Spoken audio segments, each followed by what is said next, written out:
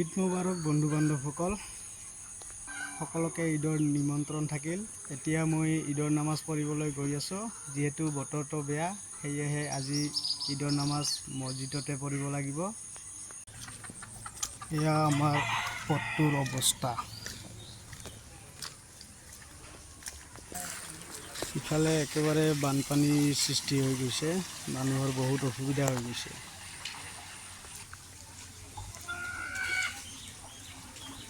ঈদৰ নামাজ মাঠত পঢ়িব নোৱাৰিবি, মানে মাঠত পঢ়িব নোৱাৰিম আমি মানে মছজিদতে মানে আৰম্ভ কৰিলোঁ আৰু মছজিদত নামাজ পঢ়িম, মাঠত পঢ়িব নোৱাৰিম। কেনে লাগি আছে? বেয়া লাগি আছে, পানী পৰি আছে, তাৰ কাৰণে মানে মছজিদতে পঢ়িব লাগিব।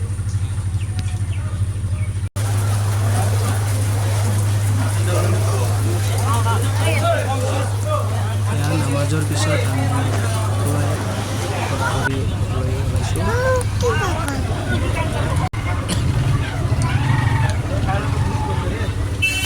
সকলোৱে নিজৰ ঘৰৰ পিনে আগবাঢ়িছে, যাৰ সময়তো তথাপিও পানী।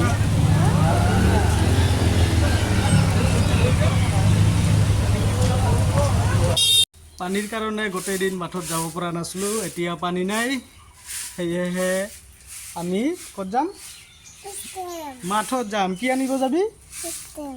জোৰে কোৱা, কি আনিবা? পিষ্টল আনিবলৈ যাব। পিষ্টল লাগিব আৰু হাতখন গুচা। কি লাগিব?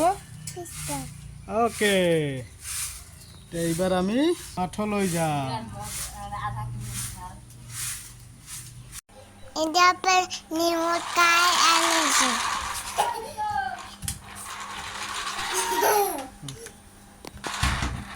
Mau nimut kan kayak lagi sih.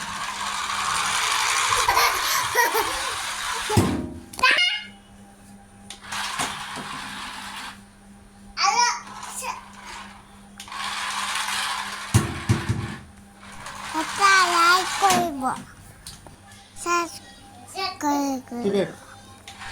subscribe kau